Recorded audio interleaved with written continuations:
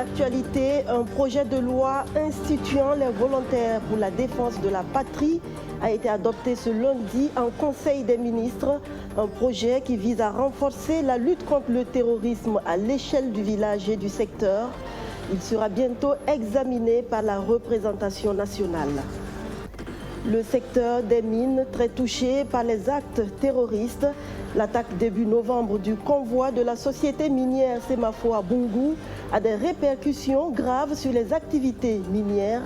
La douane a suspendu sa participation aux missions sur les différents sites, ce qui fait craindre des fraudes à grande échelle. Les pagnes du 8 mars 2020 sont connues, un pagne tissé et un pagne imprimé. Ils ont été présentés aux journalistes ce matin. Bonsoir à toutes et à tous. Les choses se précisent un peu plus pour les volontaires de la défense. Un projet de loi a été adopté en Conseil des ministres ce lundi 16 décembre et sera bientôt présenté à l'Assemblée nationale. L'objectif, d'après le porte-parole du gouvernement, est de rendre l'engagement du président du Faso opérationnel et de lui donner un cadre légal. On fait le point avec Abdoulaziz Sari. Plusieurs projets de loi ont fait l'objet d'adoption au cours des échanges entre le président du Faso et ses ministres. Au titre du ministère de la Défense et des anciens combattants, le gouvernement a adopté une loi encadrant le processus de recrutement des volontaires, annoncé par le chef d'État après l'attaque terroriste de Boungou dans l'est du Burkina Faso. Nous avons adopté un projet de loi instituant les volontaires pour la défense de la patrie. Ce projet de loi est de contribuer au renforcement de la lutte contre le terrorisme à l'échelle du village et du secteur. Le projet de loi sera présenté donc à l'Assemblée nationale afin donc de rendre opérationnel cet engagement du chef de l'État tout en lui donnant un cadre légal. Nous avons au titre du ministère de la Justice adopté un décret portant création de charges et un autre portant nomination de titulaires de charges notariales. Le premier décret donc crée 5 charges de notaire à Ouagadougou et 3 à Bobo-Dioulasso. Et le deuxième décret porte nomination de titulaires de ces charges dont 5 à Ouagadougou et 3 à Bobo-Dioulasso. Un décret portant remise de peine de détenus condamnés à l'occasion du Nouvel An a été aussi adopté. Ces derniers seront choisis en raison de la précarité de leur état de santé, de l'âge de la minorité pénale ou de l'importance qu'ils auraient portée aux travaux menés dans le cadre des différentes activités des établissements pénitentiaires. Nous avons donc pour la nouvelle année 2020 165 détenus pour des remises de reliquats de peine et 478 détenus pour des remises partielles de peine allant de 3 à 8 mois. Le total de ces personnes bénéficiant donc de cette remise de peine est de 643 bénéficiaires. Dans le secteur de l'économie et des finances, le gouvernement a adopté un décret portant création du Fonds national de la finance inclusive, FONAFI. Le FONAFI donc permet de mettre en œuvre l'engagement de son Excellence le président du Faso, qui est donc d'accompagner l'économie informelle de façon générale, mais également les groupes vulnérables en particulier, afin qu'ils puissent accéder à des services financiers adaptés à leurs besoins. Quelques éléments recherchés, c'est de mobiliser les ressources destinées au financement du secteur productif, de gérer les lignes de financement destinées au financement des secteurs productifs et d'appuyer le développement de nouveaux produits innovants intégrant les nouvelles technologies de la communication au service donc du secteur des finances inclusives. Au titre des communications orales, le gouvernement a annoncé le lancement des travaux du barrage de Boulsa prévu le 21 décembre prochain. L'incident a fait du bruit hier à Bobo-Dioulasso et sur la toile, un engin volant qui a terminé sa course dans une maison d'habitation dans la ville de Sia. Un drone en essai selon des sources sécuritaires approché par notre bureau régional des Hauts-Bassins. Ibrahim Compaoré, Soto Justin Dabiri. Les faits se sont déroulés dans la matinée de ce dimanche 15 décembre 2019 aux environs de 8 heures. Un drone s'est écrasé dans la cour de la résidence Sawadogo, dans le quartier Lafiabougou sur la route de Orodara. Le crash n'a fait ni de perte en vie humaine ni de blessés, mais on enregistre des dégâts importants sur l'appareil comme on peut le voir sur ces images. Près de 5 heures après les événements, Aruna Sawadogo est toujours sur le choc. Ça n'a pas été simple. Après, j'ai manqué là-bas toujours. Imaginons si ça s'explosait. On ne serait pas là ici en train de nous présenter devant la caméra. Donc on prie Dieu pour que ce genre de trucs ne se reproduisent plus. C'est tout ce qu'on souhaite. Avant le crash, le drone s'est heurté sur son passage au fil des poteaux électriques de la Sonabel avant d'endommager le portail de la résidence. Bon, disons que ça n'a pas été simple. Puisque quand l'action s'est passée, moi j'étais au salon, j'étais en train de regarder la télé. En temps, j'ai entendu un bruit, boum, on dirait une bombe qui est tombée. J'ai mis la tête dehors, regardé, c'était un engin qui est tombé. Et en temps, le kérosène était en train de verser. J'ai pris la fuite dehors sans chercher même le secours. Et puis appeler les secours. Ce matin, quand j'étais couché à la maison, environ vers 8h10 comme ça, il y a un bruit qui m'a fait réveiller. J'ai pensé que non, c'est un camion qui est tombé. Donc, en même temps, mon voisin m'a appelé pour me dire que non, que de venir vite, qu'il y a un drone qui est tombé dans leur cour. Donc, ici, venez voir.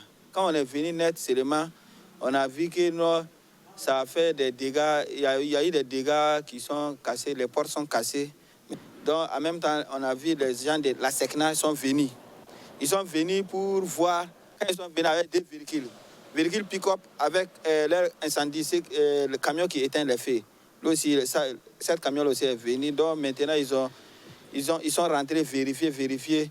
En même temps, il y a un qui est rentré dans voiture, RAV4, réparti. En même temps, ils sont revenus encore avec des blancs.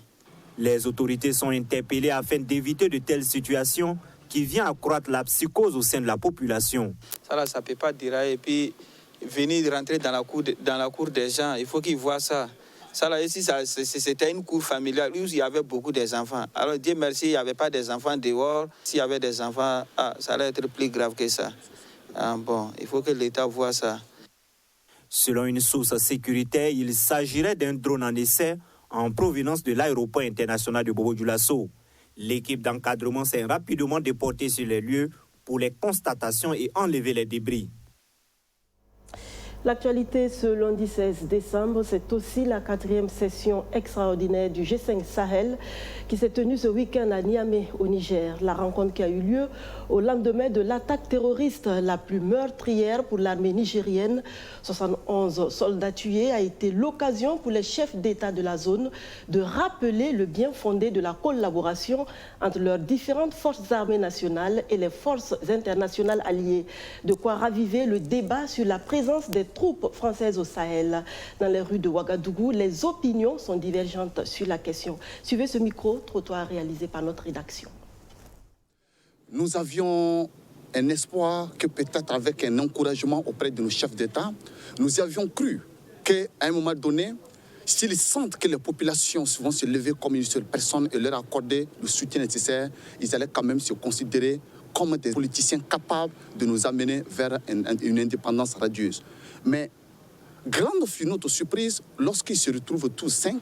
Au lieu même d'attendre à arriver à Pau, au niveau de la France, pour nous honir, ils nous ont même honnis sur le territoire africain autour d'une centaine de personnes qu'on a massacrées. Pau n'a pas de sens dans ces conditions. Parce que tout est déjà clair, on voit qu'ils ont déjà une position prise. Donc à quoi sert de encore gaspiller l'argent du contribuable pour aller prendre une décision qu'ils ont déjà prise? Si l'Afrique, nous, aujourd'hui, on n'est pas capable de s'assumer, de défendre notre territoire, s'il faut faire appel à des forces étrangères pour nous sécuriser, ça montre vraiment que nous-mêmes, on n'est pas encore indépendants. Cette manière de dire que non, ils ont besoin donc de l'appui de la communauté internationale pour pouvoir surmonter donc ce terrorisme, moi je me dis que non, c'est une manière indirecte donc pour demander donc l'assistance donc de la force Barkhane donc dans nos États. Voilà, donc pour le déplacement donc à Pau, c'était juste pour la forme. Sinon, individuellement, ces différents chefs d'État à travers le ministre des Affaires étrangères avaient donné donc leur avis en ce qui concerne donc le maintien donc, de la force Barkhane donc au Sahel. S'ils estiment que ceux sont sur le terrain, ceux savent ce qui se passe. S'ils estiment qu'ils ont besoin de ces gens pour bien mener le combat, il n'y a pas de problème. Mais maintenant, est-ce que pour moi, je pense que à ce moment, ce n'est plus nécessaire même de faire d'honorer leur convocation. Parce que la décision, bon, elle est déjà entendue par le président Macron, j'estime. L'insécurité et les attaques terroristes qui mettent sérieusement à mal les activités dans le secteur minier, c'est dans la chronique économie de ce lundi 16 décembre et elle est signée Arsène Konditamdi.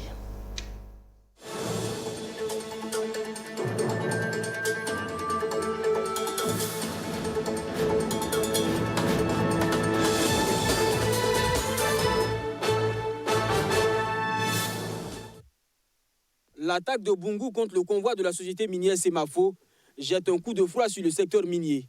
Le Sinatrad, le syndicat national des travailleurs des douanes, suspend sa participation aux missions sur les sites miniers. Depuis le 20 novembre, les douaniers s'abstiennent de prendre part à la pesée et au colissage de l'or. Raison évoquée, la situation sécuritaire délétère dans certaines zones du pays. Il se trouve qu'avec la situation sécuritaire, les conditions de voyage ne sont pas toujours, évident. Et l'incident très malheureux de Bungu a enregistré la mort du représentant justement du ministère des Mines qui était dans le convoi. Et l'agent de douane qui était a eu la vie sauve, mais quand même s'en est sorti avec des blessures physiques et bien sûr morales.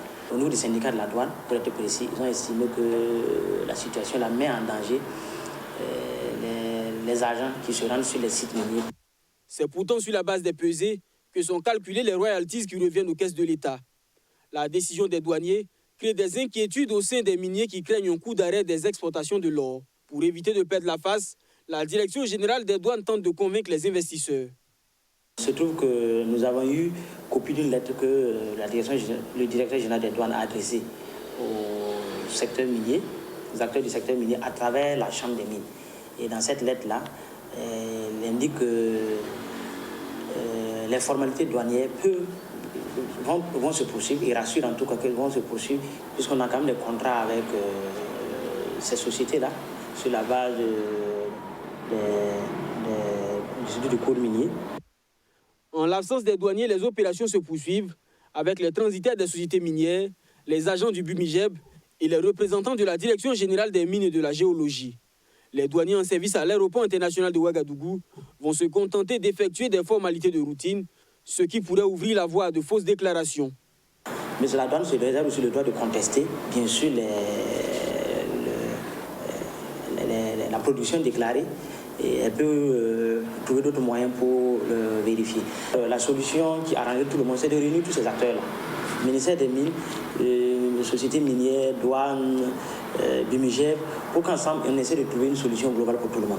Peut-être qu'au niveau des techniciens, ils ont d'autres solutions. C'est sûr qu'ils ont d'autres solutions. Ils pourront trouver un terrain d'entente entre tous les acteurs.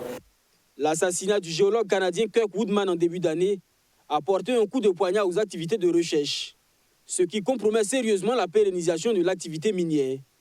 L'insécurité de plus en plus fait grelotter de nombreux secteurs d'activité. Et si une solution n'est pas trouvée à ce mal, c'est toute l'économie burkinabé qui risque la glaciation.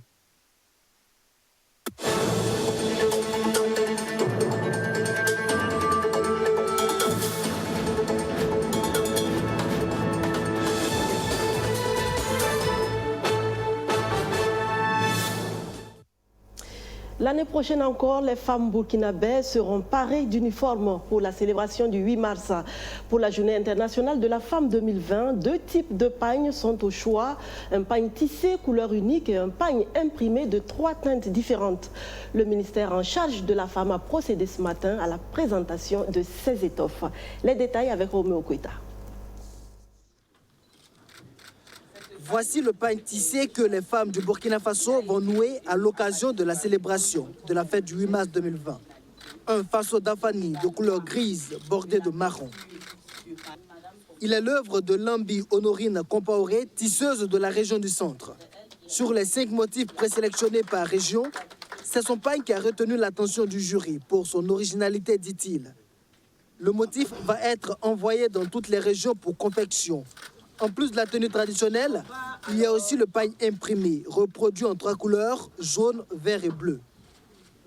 Comme en 2018, l'idée d'un pagne imprimé est de permettre à un plus grand nombre de femmes d'avoir accès à un pagne 8 mars, le faso d'Anfani étant plus cher. Pourquoi à chaque fois des pagnes imprimés? Vous-même, je pense que vous aviez en partie répondu à l'interrogation. Il faut donner une diversité de choix aux femmes et à aux populations pour qu'ils puissent choisir. Mais au-delà de tout ça, il faut dire que nous encourageons vraiment le port du pagne tissé. Et il y a des mesures chaque année qui sont prises pour encadrer notamment les commandes au niveau des institutions publiques et des départements ministériels. Donc il y a des mesures qui sont prises pour inciter à la consommation du pain Faso d'Anfani, parce que cela est une référence. Des mesures prises pour la promotion du pain du 8 mars, mais aussi pour minimiser les fraudes et les contrefaçons. Au niveau du gouvernement, il y a des tests qui encadrent la production et la commercialisation de ces pains. Nous ne pouvons pas avoir cette prétention de dire qu'on va tout maîtriser. On ne pourra avoir effectivement que ce pain imprimé. On ne peut pas le dire. Mais ce que nous pouvons dire, c'est qu'il est interdit de faire sortir un pain que nous, on va dénommer pain 8 mars. Il y a des textes dans ce sens-là. Un texte qui a été pris dans ce sens pour interdire cela. Les pains seront disponibles dès les semaines à venir. Leur prix n'est pas encore connu, mais ils seront fixés en tenant compte des réalités socio-économiques des femmes, indique le comité d'organisation. On parle santé à présent et je reçois pour vous le professeur Habib Douagui, président de la Société algérienne d'allergologie et de pneumologie. Il est par ailleurs ancien vice-président du Sénat algérien. Bonsoir et bienvenue, professeur. Bonsoir madame, merci pour l'accueil. Alors, les 13 et 14 décembre dernier, s'est déroulé le 5e congrès de la Société burkinabé de pneumologie. Une rencontre qui a vu également la soutenance de 10 médecins pour la spécialisation en pneumologie. Première question, quelle est la problématique de la formation de médecins spécialistes, surtout pneumologues en Afrique? Bien, je voudrais d'abord adresser mes plus vives félicitations au Burkina Faso pour la sortie de la première formation de pneumologues, formation de plusieurs pays, du Burkina Faso, du Cameroun et du Niger. Et c'est la première fois que des médecins spécialistes sont issus et formés complètement pendant 4 ans au niveau de l'université de Ouagadougou. J'ai vu avec beaucoup d'étonnement qu'il y avait peu de pneumologues en Afrique et notamment dans l'Afrique subsaharienne. Il n'y a que 160 pneumologues dans toute l'Afrique subsaharienne, 160 pneumologues pour une dizaine de pays.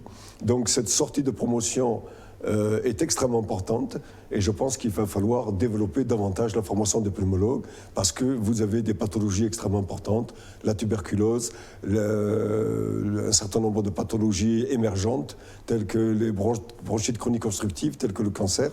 Donc cette promotion inaugure de beaux espoirs et je pense qu'il faut encore persévérer pour avoir une couverture spécialisée plus importante. J'ajoute que le Burkina Faso, par le biais de l'université de Ouagadougou, nous a fait l'honneur de présider ce jury international. Ce jury était composé de professeurs universitaires de 8 pays d'Afrique. Et donc, nous avons vu avec beaucoup de satisfaction cette sortie de jeunes médecins pneumologues qui vont bien entendu rendre beaucoup de bonnes choses pour la couverture médicale. Qu'est-ce qui explique justement ce faible taux de couverture au niveau de la pneumologie? Je pense que les étudiants de ces pays ne s'intéressent pas beaucoup à la spécialisation de la pneumologie. Pourquoi ? Et parce qu'ils voient cette spécialisation comme étant une spécialisation pas intéressante, alors que la pneumologie moderne, elle implique aujourd'hui la prise en charge de la tuberculose, la prise en charge des maladies du sommeil, la prise en charge de l'oncologie respiratoire, la prise en charge de l'allergologie et une nouvelle spécialité qui s'appelle la thoracoscopie médicale et l'endoscopie interventionnelle. Peut-être qu'il faut agrémenter cette formation, la rendre plus alléchante pour les étudiants. C'est clair, et il faut vendre la pneumologie. Vous savez, il y a des spécialités qui se vendent plus que d'autres, notamment la cardiologie, la radiologie, la chirurgie, et je pense qu'il y a un effort à faire de la part de l'université, de la part des pouvoirs publics, pour rendre attractive cette spécialité, qui est une spécialité importante, parce que nous avons en Afrique beaucoup de maladies émergentes, telles que la tuberculose et les pathologies dont je vous parlais tout à l'heure, notamment les pathologies allergiques. Vous en avez parlé à l'occasion de ce 5e congrès de la Société burkinabé de pneumologie, en fait, est un congrès international, puisque le professeur Marcel Ouedraogo, le président du congrès et le président de la Société burkinabé de pneumologie, a réussi quelque chose d'extraordinaire, à faire venir de 9 pays d'Afrique des délégations de haut niveau. Et donc pendant 2 jours, nous avons échangé sur un certain nombre de pathologies. Et je dois vous féliciter sincèrement et féliciter le professeur Ouédraogo parce que nous avons introduit une nouvelle session qui est une session en anglais. Et comme vous le savez, de plus en plus, l'anglais fait partie des langues indispensables à connaître parce que 95% des revues, des publications internationales sortent en anglais. Et donc, je le félicite encore une fois pour avoir eu l'idée, la bonne idée d'introduire une session en anglais. Il y a eu d'autres sessions, bien entendu, sur la tuberculose, sur le contrôle de l'asthme. Au total, une 50aine de conférences et une 100aine de communications libres. Donc, un programme extrêmement riche et très intéressant qui a été honoré par la présence de Madame le ministre de la Santé, que je voudrais remercier. Elle a inauguré le congrès avec Monsieur le ministre de la Recherche et de l'Innovation. Et tout cela s'est passé avec un accueil burkinabé, c'est-à-dire une hospitalisée à l'africaine. Et nous sommes, la délégation algérienne, est extrêmement contente d'être venue. Par ailleurs, nous avons mis en place un partenariat d'exception qui va être un partenariat sud-sud. Et nous avons décidé d'identifier tous les pôles d'excellence. Et aujourd'hui, dans tous les pays d'Afrique, il y a des pôles d'excellence. L'Algérie se propose, dans ce pôle d'excellence, de pouvoir participer à l'installation d'unités de thoracoscopie médicale et d'endoscopie interventionnelle. Ce sont des unités modernes. Il n'y en a malheureusement pas dans tous les pays de l'Afrique subsaharienne. Il n'y en a qu'en Algérie, en Tunisie, en Afrique du Sud. Donc l'Algérie se propose de vouloir installer assez rapidement dans les pays de l'Afrique subsaharienne des unités de thoracoscopie médicale et d'endoscopie interventionnelle. J'ajoute que pour le Burkina Faso, ça sera pour bientôt. Nous souhaitons que cela se fasse au cours de l'année 2020 et nous souhaitons qu'au moins 4 pays se fassent au cours de l'année 2021. Nous avons décidé que ce serait le Burkina Faso d'abord, le Mali, le Cameroun et la Côte d'Ivoire. Et enfin, nous recevons depuis une dizaine d'années en Algérie tous les leaders et tous les chefs de service pour se former dans le service. J'ai un service extrêmement moderne, doté d'outils très importants. Donc depuis une dizaine d'années, nous recevons régulièrement nos amis du Burkina Faso et d'autres pour la formation dans la pathologie du sommeil, dans la pathologie des maladies allergiques, dans le cancer et dans la thoracoscopie médicale. Et plusieurs collègues sont venus s'exercer et apprendre ces technologies. Et dans le partenariat Sud-Sud que nous comptons mettre au cours de l'année 2019 et 2020 et 2021, nous proposons d'installer ces unités pour le plus grand bien des malades, des médecins burkinais et du Burkina et pour mettre en place un partenariat Sud-Sud qui est... Une perspective en tout cas, et puis bon, on voit que la collaboration va grandissante. Je suis là, je participe au Burkina Faso depuis, c'est la 4e visite, et nous nous félicitons. Et je voudrais adresser mes franches félicitations, mes remerciements aux autorités, notamment Madame le ministre de la Santé, qui nous a bien reçus, ainsi que l'équipe du professeur Martial Ouédraogo, qui fait un travail extraordinaire en direction de ce pays, mais aussi en direction de l'Afrique. Merci, professeur Habib Douagui, d'être passé nous faire le point sur le 5e congrès de la Société burkinabé de pneumologie qui s'est tenu les 13 et 14 décembre dernier à Ouagadougou. Et c'est la fin de cette édition. Merci encore, professeur. C'est moi qui vous remercie, madame. Merci également à vous, chers téléspectateurs. Si vous ne pouvez vous empêcher de porter des jugements sur les autres, jugez-les au moins pour qui ils sont réellement, car la réalité est parfois différente de ce que nous voyons ou entendons et nos convictions sont souvent forgées par des préjugés. Pensez-y avant de porter l'estocade à quelqu'un. Sur ce, je vous dis à demain.